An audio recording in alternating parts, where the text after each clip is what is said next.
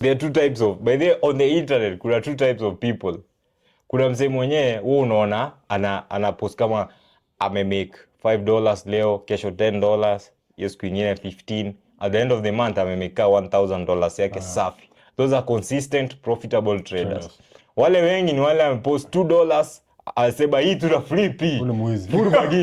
Full bagi. Anapiga $10.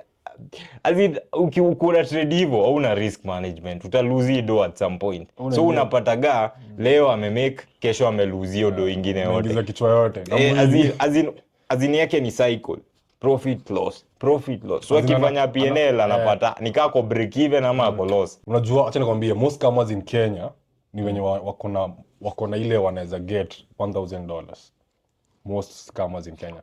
Hao wengine wote ni tu account wa $5 mtu anapiga mjengo yake, anakuja na 1K, anaekelea kana blow, anasema manzi hii ni this is a life of a trader. 5 years nita lose but nita make, bro. Utakufa maskini.